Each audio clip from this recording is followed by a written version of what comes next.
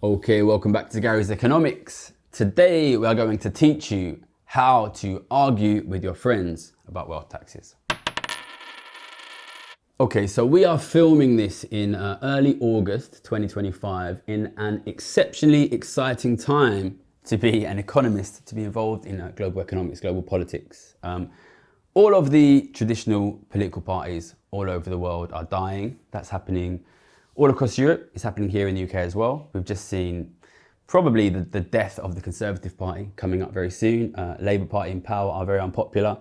All of the traditional political parties are super unpopular.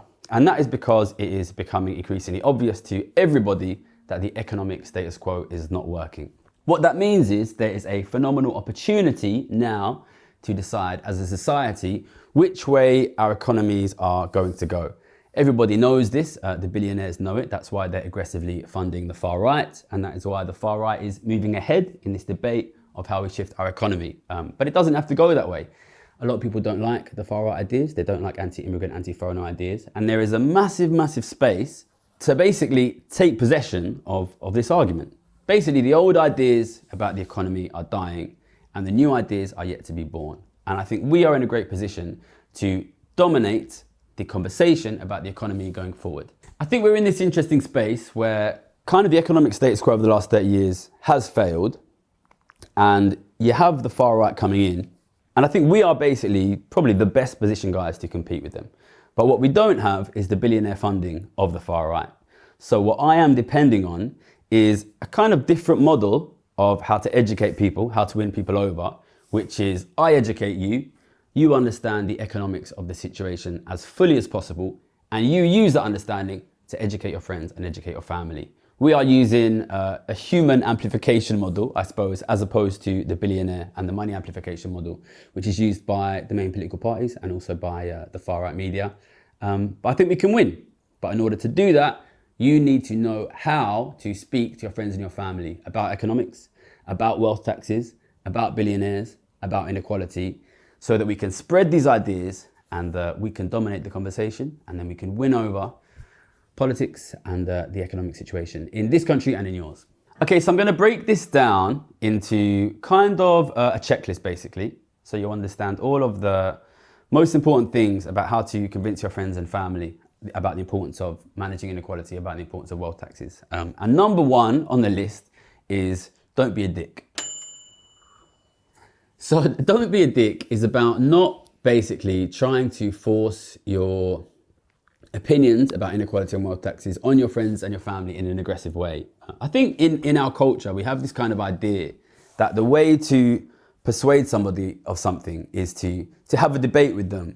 You see this all over the internet, you see this all over YouTube, with this guy destroys that guy. It's totally the dominant media narrative, the media form of how to discuss economics is, we have the left-wing guy, we have the right-wing guy, they fight each other to the death, and somehow that persuades people.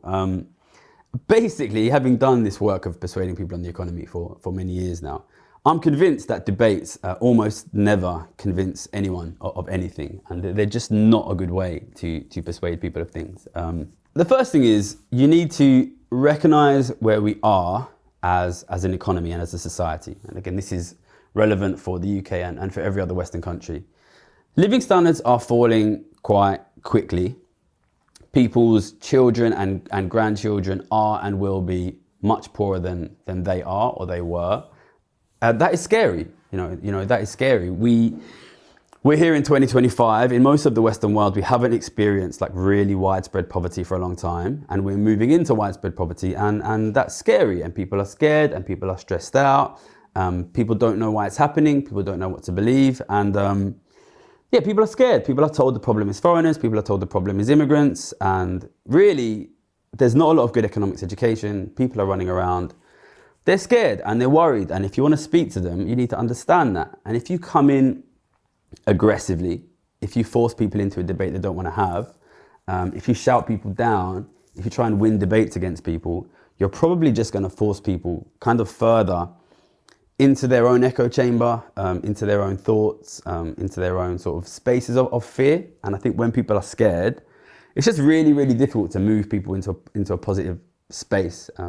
If we're going to fix this, it's going to have to be through sort of building unity, between the middle class and the working class, and I don't think we're going to achieve that by shouting at each other.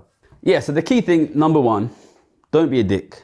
Understand that different people are in different situations. Here in the UK recently, we've had a lot of recent like far right protests at hotels of refugees and this kind of thing. And there has been obviously like counter protests where people on the left go and sort of shout at them. And, you know, I understand that. I understand people on the left want to protect refugees, want to protect immigrants. It's important to recognize that people who might not be on the same side as you are scared, and they're in an economically difficult situation, and in many cases they're struggling to look after their kids. They're worried about their kids' futures. They're being told the problem is foreigners. They're being told the problem is immigrants. I think the problem is growing inequality. I think the problem is billionaires. But you're not going to persuade these people just by going down and shouting at them. You need to be able to be compassionate to people who are in different situations than you. That means they might be getting different ideas from the media. They might be in different financial positions. When I talk about the economy, I'm always very aware that I am a rich person. I don't need to worry about paying the bills. If I'm talking to somebody who's not in that situation, I need to recognize that they're in a different position. If you're a poorer person and you're talking to a richer person, you need to recognize when you're talking about things like taxing the rich, they're going to be scared you're thinking about taxing them. The situation of a poor person is super different to the middle class. Obviously, the middle class don't have this problem of worrying about paying the bills, of worrying about feeding their kids. But the middle class is also being squeezed here. They're worried about things like, will my kids be able to live the same kind of life that I did? Will my kids be able to afford a home? Will my kids be able to afford a family? If you can't understand with a bit of compassion the position of people who might be in a different situation than you, you're never going to persuade anyone. So that's it. Have a little bit of understanding, have a little bit of thoughtfulness. Don't force conversations on people you don't want to. On that subject of forcing conversations, I think it's important just to recognize when is the right place and when is the right person to try to have like a productive educational conversation on these kinds of things. Because number one, if you go home and try and argue with your right-wing dad or uncle at Christmas when they don't want that conversation, all you're going to do is build division. It's not really going to help. But also recognize, especially with things like arguments online, that sometimes people who have no interest in listening to you or understanding you are just trying to drag you into a fight and waste your time. Wait for the right opportunity, wait for the right people, wait for the right time. Try and find times and spaces where you can really have a conversation that takes the kind of morality out of it, takes the politics out of it, and just explains very clearly, very educationally, what is happening. I think that's the best way to understand. And that brings us on to point 2, which is understanding and education. So I am a big believer that the best way to persuade somebody of something is to explain it very clearly. We are in a situation now where 70, 80, 90% of people in this country and in your country, their kids and their grandkids will live in desperate poverty. First, take a little bit of time to sit with that because that's a fucked up situation. But also recognize that that means, unless you're talking to a very rich person, the person you are speaking to has a strong self-interest for the future of their family to agree with you. You should be coming into this debate in a situation that what your aim is to protect your kids from poverty and to protect their kids from poverty. That is the truth of the situation here for 90% of the people in the country, the working class and the middle class. Unless you can unite, do something about growing inequality, you will not be able to protect your kids from poverty. So your base stance for any, I'm not going to use the term debate because I don't think debates help, for any conversation about the economy should be, if we don't do something, both my kids and your kids will live in poverty. So we need to do something about that. And your main goal should be to very, very clearly explain that point. Because if you can explain that point clearly, then it's not going to be about left or right. It's not going to be about morality. It's going to be about the very clear shared interest that you have with most of the other people in your country of protecting your kids and your grandkids from poverty. Okay, so how do you effectively, clearly educate the people you are talking to make it clear to them that you're trying to protect their kids from poverty? That, in my opinion, is all about understanding. The best way to educate and explain a concept, in my opinion, is to understand it as clearly as possible yourself. And that is why here on this channel, I try as much as I can to do a lot of educational videos about the economy. And I really try to make it as clear as possible to hopefully you, the viewer, the thing that I'm trying to explain. So part of my philosophy on YouTube of education is I don't ever have scripts for these videos. Maybe that's obvious. I plan the videos, but I never script them. I'm not reading an auto cue here. The reason I do that is because I think the best way to educate somebody else of a thing is to really understand that thing. So during the weeks when I'm planning these videos, rather than writing a script, I'm just trying my best to really understand the situation and the concepts. And my idea is, my belief is, if you come into a situation with a complete understanding of what is happening, then you should be able to explain it without needing to read off of a script. And I think that comes through better, that educates better, and that actually communicates the understanding better. So that means if you want to explain to people that if they want to protect their kids and protect their grandkids from poverty, they need to care about the wealth distribution, care about inequality, care about the tax system, shift the tax burden to the rich, you firstly need to understand that very clearly yourself. And hopefully, if you've been watching this channel for a long time, you should be able to do that, because really, like, my number one aim, absolute number one priority aim from this channel is to reach a situation where the vast majority of the working class and the middle class can understand in simple terms why changing the tax system is essential for protecting the financial position of their family, the financial position of their kids and their grandkids. In case you haven't fully understood that by now, I'm going to mention a few of the videos on this channel, also one on another channel, which I think are probably the best videos to watch if you want to understand that very simple concept. So the first one is, we have got a video series, Understanding the Economy, which I think is 3 or maybe 4 videos now, which really explains ground up why inequality matters, why people don't talk about it enough, why it's important to protect your family's financial position.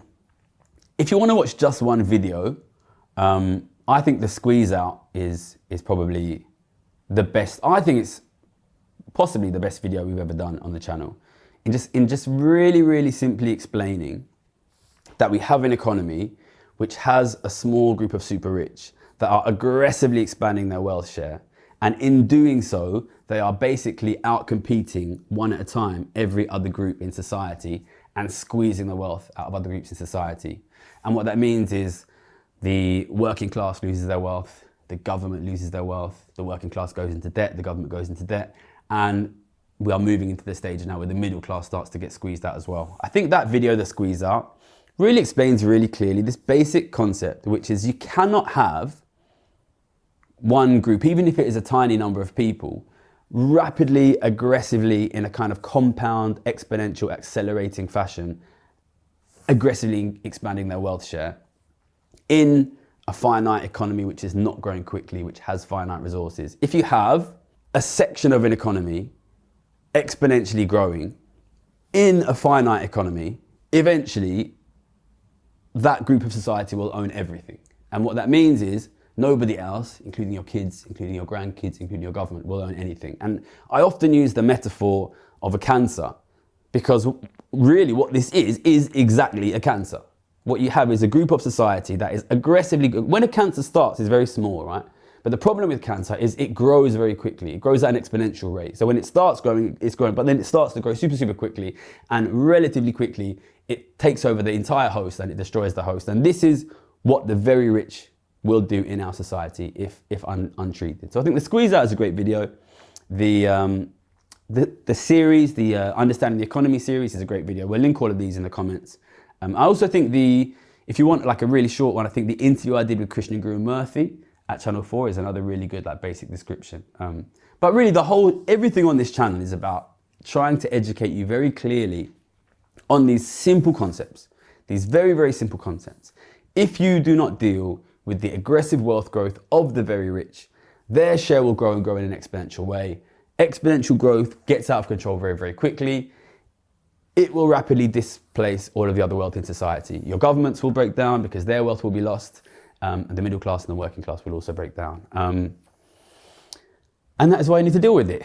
So understand this simple concept. And I think it's important to recognize when you deal with this, we exist in a political climate where a big strategy which the far right or the billionaires use against me is they point at me and they say, Gary's a communist, Gary's on the far left, and they demonize anything that is considered left. So personally, I don't think this is a left-wing idea. My background is not in politics. My background is in economics. My background is trading. I use these ideas to make a lot of money trading financial markets. For me, this is like car mechanics. You know, a car mechanic looks at your car, he points out the problem. A doctor looks at your body, you've got cancer. I'm an economist. I can see what you have. A problem is a rapid growth of wealth in this tiny little group. This is not a left-wing idea. This is a do you want your kids to be poor idea. And I think that is an important starting ground to work from. Just make it really, really clear. Communicate to people that the way that this is often portrayed as a kind of temporary recession is increasingly obviously untrue. Something else is happening. What is happening is aggressive wealth concentration amongst the very rich. That is squeezing other groups out of society. What that means is wealth owning becomes impossible for other groups in society. What that means practically is your kids cannot have a house. Okay, and now we're moving on I think, to the most common kickbacks. All right, so now I'm going to address some of the main pushbacks against the idea that we need to tax the very rich, that we need to tax wealth, not work. And I'm just going to go through them one after another. Most of these we've already covered before on the channel, but it's nice to have them all in one place, I think. And we keep being asked these same questions again and again. The most common pushback we get by a million miles is you can't tax them. If you tax them, they'll leave. And what this misunderstands is, and this is a very, very common criticism what I do, is a kind of sometimes intentional, sometimes accidental misunderstanding of I am trying to tax people who own an enormous amount of wealth. I am not trying to tax high earning individuals. That's why we chose to use the slogan, tax wealth, not work. We live in a tax system which already taxes high earning individuals very highly. It does not tax extremely wealthy families or individuals very highly at all. So working people are going to be paying 50, 60%, maybe more if you include everything, whereas billionaires are often paying 0%.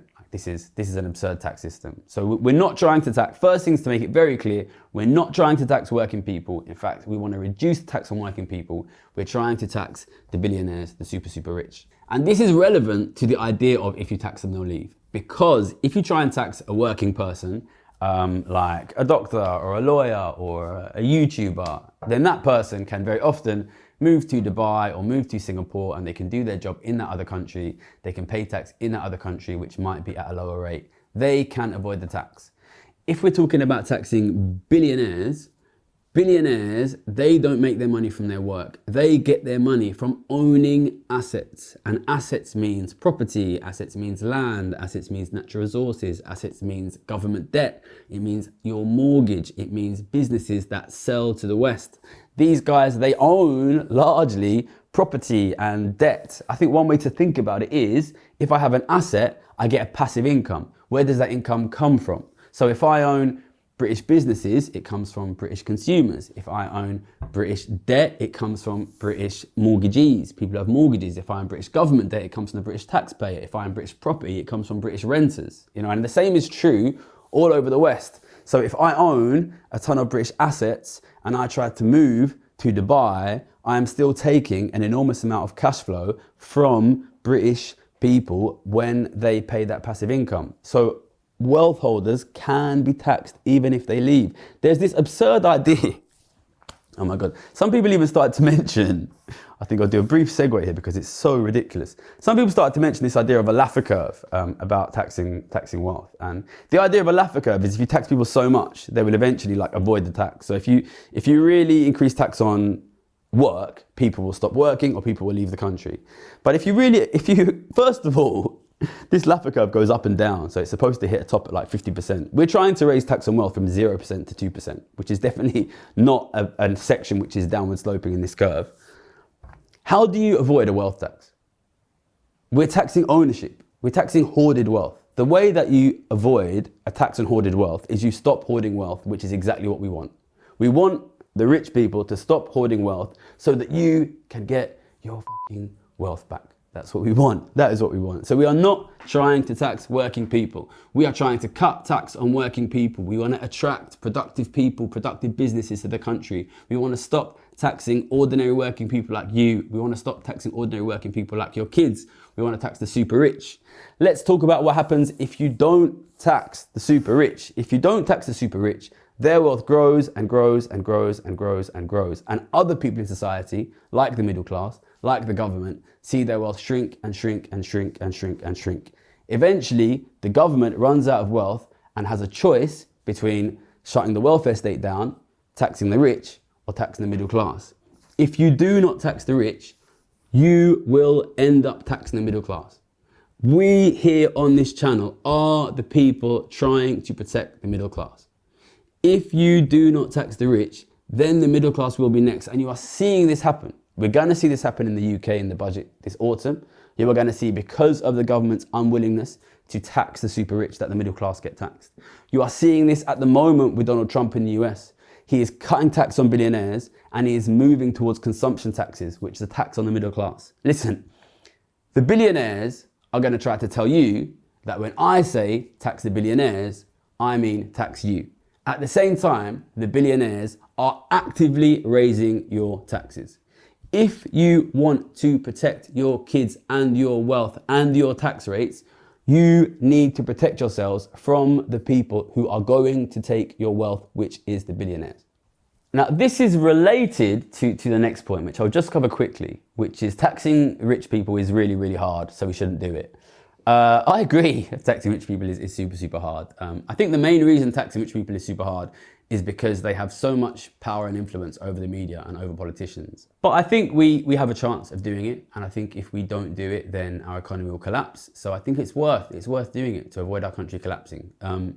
Listen, our grandparents and our great-grandparents lived in desperate poverty and they fought hard to make things better, and they did make things better. If you don't fight hard to protect the working classes, the middle classes, then you lose the middle class and you lose your wealth. Just because something is difficult, that doesn't mean it's not worth doing. A country which refuses to do difficult but essential things collapses. Listen, curing cancer is difficult, but if you had cancer, would you want to try and cure it, or would you want to just try and let it take control?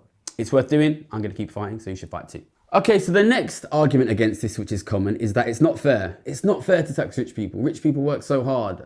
They deserve all of the money that they get. Okay, I just want to make it clear, I'm not trying to tax working people. I worked very hard. I paid 50-60%.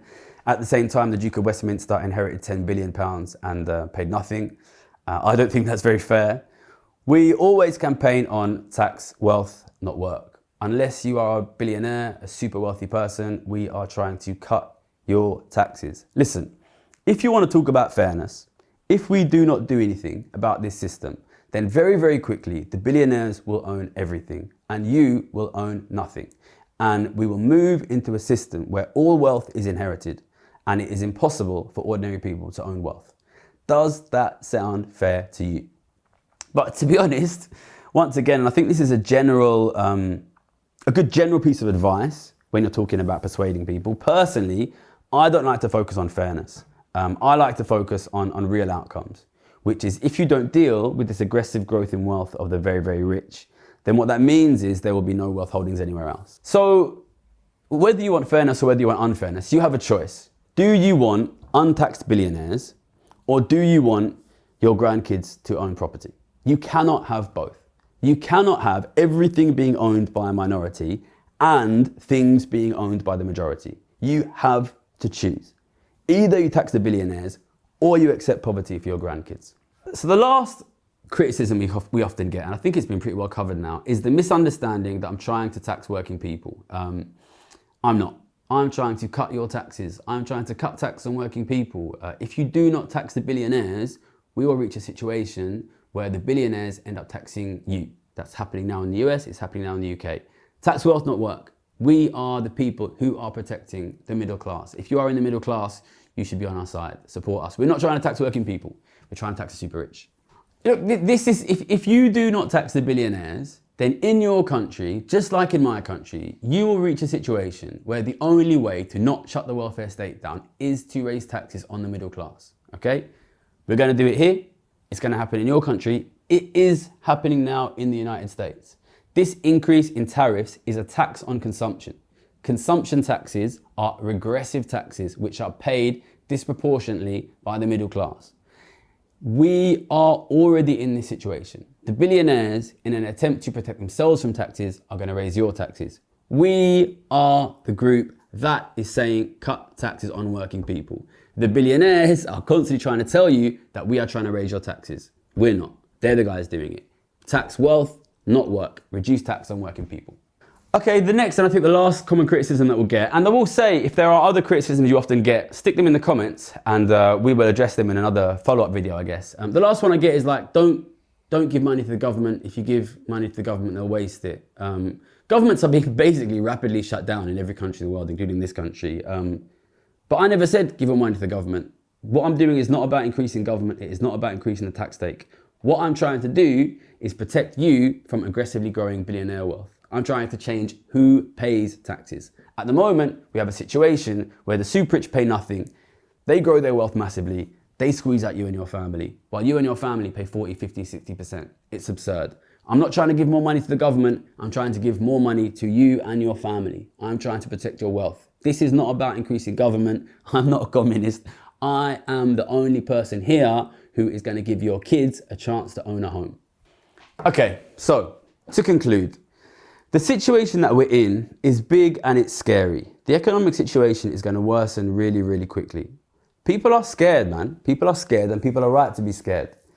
It's important to understand that when people are scared and they see their family situation deteriorating and they don't understand why, there's a very understandable, instinctive, reflexive response, which is, I want to find the most powerful person I can and I want to try to get them to protect me.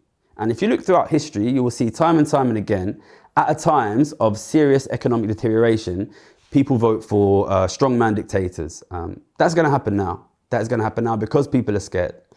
In my opinion, the way to deal with fear is understanding. If people understand the situation and how to respond to the situation, then they can act in a meaningful way to protect their interests. While people are scared, they're going to rush to kind of beg the protection of the billionaires, and they're going to end up trying to be protected by the exact people who are going to eat their kids.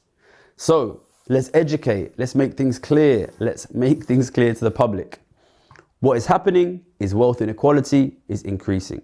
That means the share that used to be held by you, by ordinary families, by ordinary governments, is disappearing and is being held by the super rich. If you take that back, you can own wealth and you can have a good standard of living.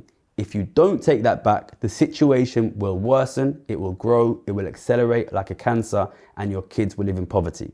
The way to protect yourself is to raise taxes on the super rich so that wealth can start flowing back to ordinary families like yours.